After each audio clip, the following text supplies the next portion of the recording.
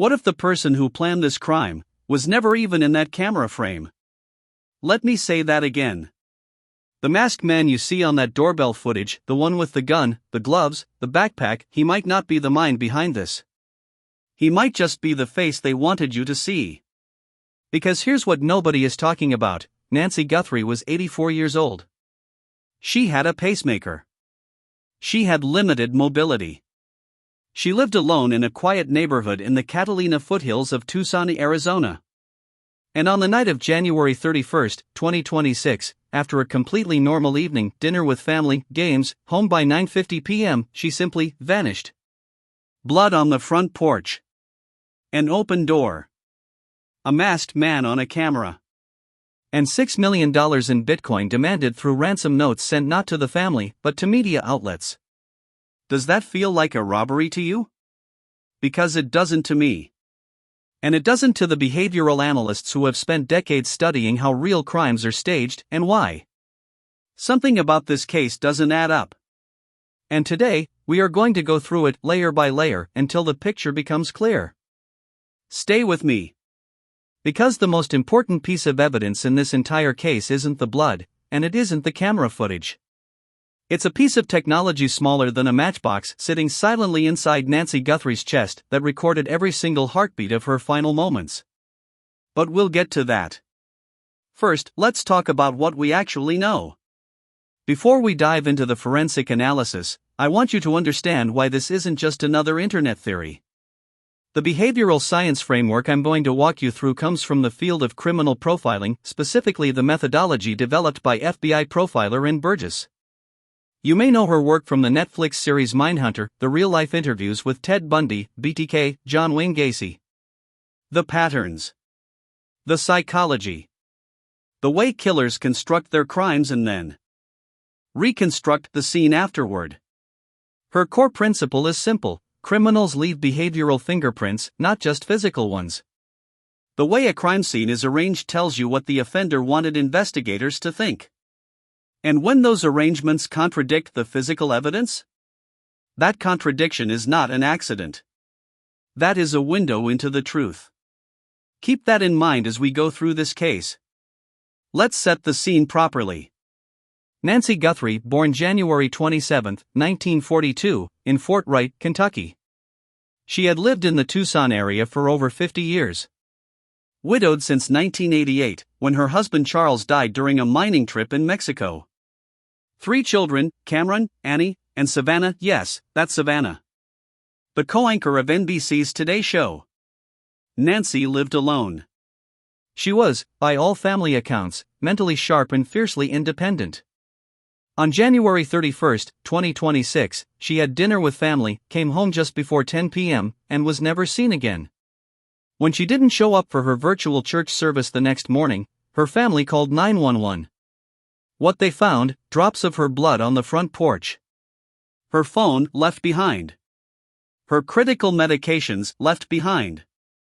And footage from a Nest doorbell camera recovered by the FBI with help from Google, showing an armed, masked man arriving at her front steps in the early hours of February 1. Now, here's where behavioral science enters. Staging, in forensic terms, is when a perpetrator deliberately alters or constructs a crime scene to mislead investigators. They plant objects. They create blood trails. They leave behind evidence of an intruder to shift suspicion away from someone with inside knowledge. Look at the masked man again.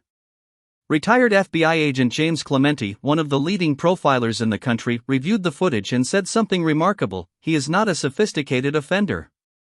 He was bumbling his way through this. An amateur. With a cheap backpack.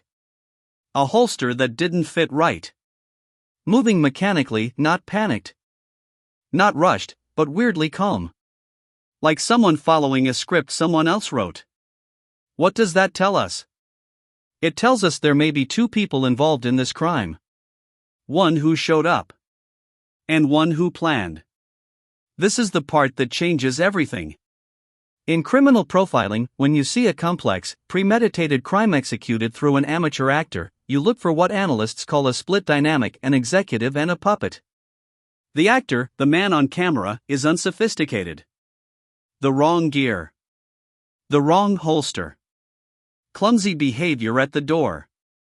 Blood spatter evidence suggests Nancy Guthrie even fought back on that porch. This 84-year-old woman with a pacemaker made a last stand at her own front door. That kind of resistance is not what happens against a trained professional. The puppet master, invisible. Never on camera. But their fingerprints are all over the design of this operation. Because think about what this person had to know: Nancy's address. Her routine. That she lived alone. That she'd be back by 10 p.m. That her family wouldn't check on her until the next morning. That she had a pacemaker, meaning extreme physical stress could be fatal. The layout of her home. The camera locations. Criminologist Dr. Jordan's research is relevant here. Across multiple large-scale studies, approximately 92% of violent crimes are committed by someone known to the victim.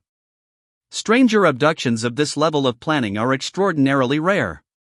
Whoever designed this knew Nancy Guthrie. Personally. Closely. For a long time. Here's the question everyone's been asking wrong: why would someone kidnap an 84-year-old woman? The answer most people assume: money. Ransom. $6 million in Bitcoin.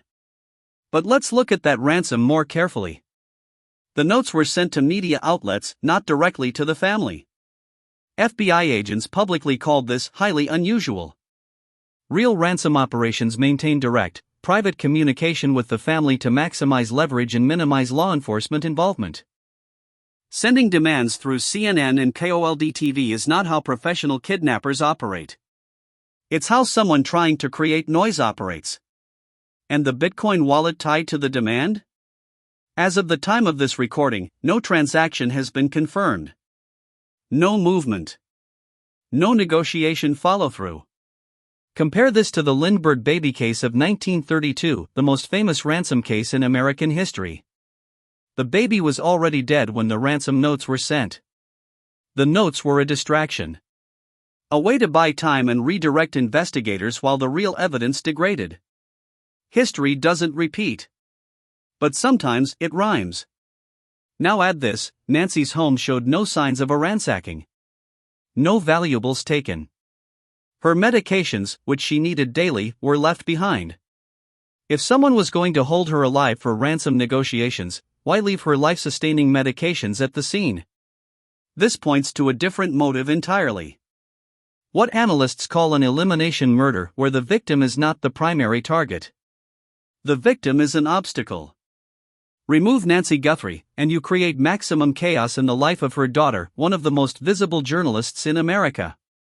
You shatter Savannah Guthrie's professional stability, her public platform, her focus, her world.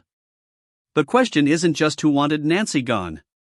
The question is, who benefits from Savannah Guthrie being destabilized?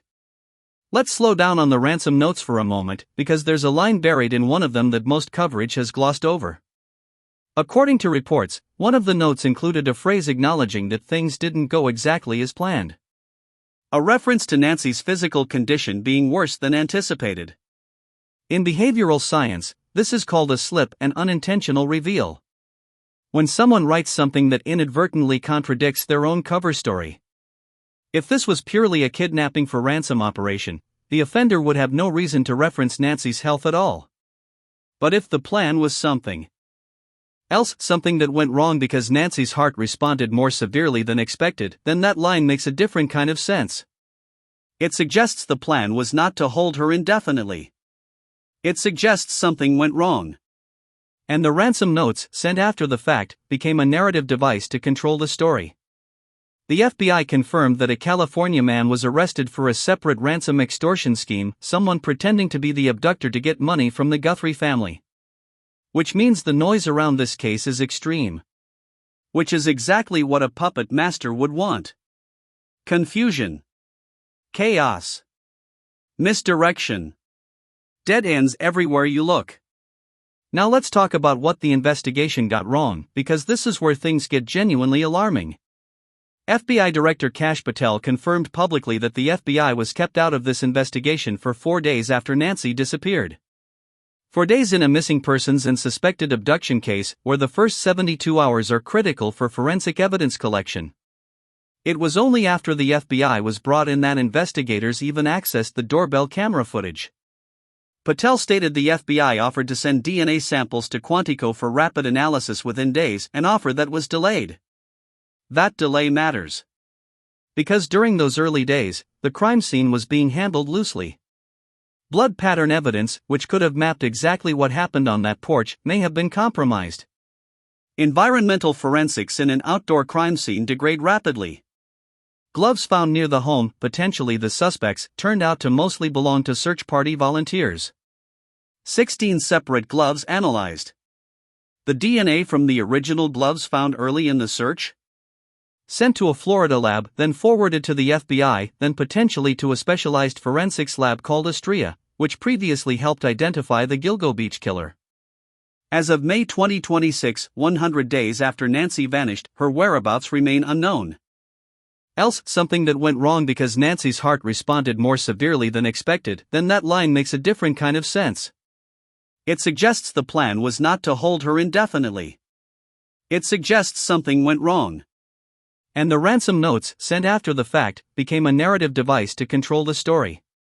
The FBI confirmed that a California man was arrested for a separate ransom extortion scheme, someone pretending to be the abductor to get money from the Guthrie family. Which means the noise around this case is extreme. Which is exactly what a puppet master would want. Confusion. Chaos. Misdirection. Dead ends everywhere you look. Now let's talk about what the investigation got wrong, because this is where things get genuinely alarming. FBI Director Kash Patel confirmed publicly that the FBI was kept out of this investigation for 4 days after Nancy disappeared. For days in a missing persons and suspected abduction case where the first 72 hours are critical for forensic evidence collection. It was only after the FBI was brought in that investigators even accessed the doorbell camera footage. Patel stated the FBI offered to send DNA samples to Quantico for rapid analysis within days, an offer that was delayed. That delay matters. Because during those early days, the crime scene was being handled loosely. Blood pattern evidence, which could have mapped exactly what happened on that porch, may have been compromised.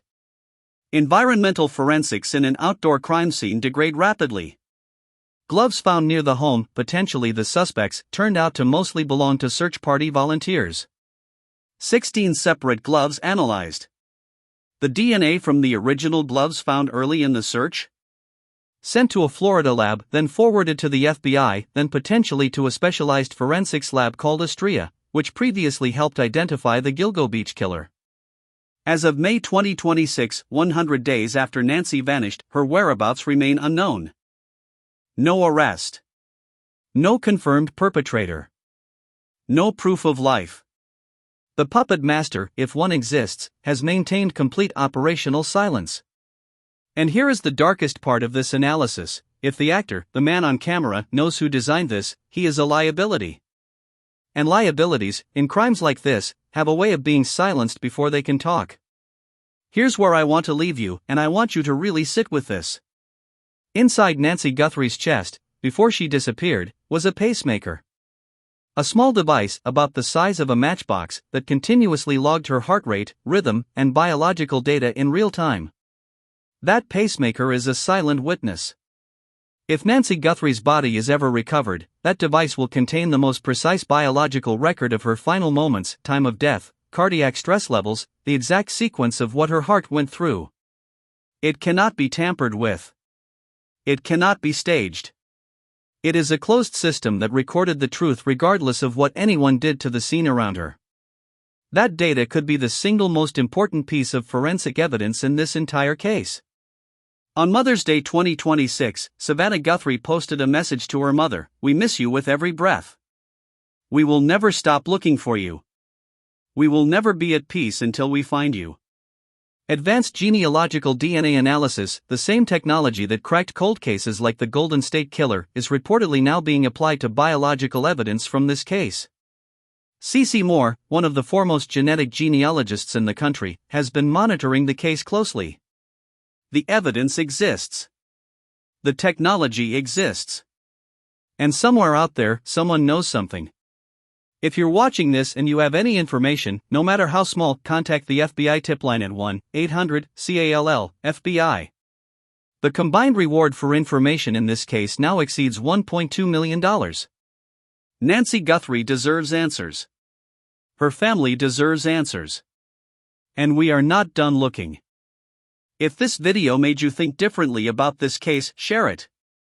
The more eyes on this, the better the chance someone comes forward. Drop your analysis in the comments below. I read every single one.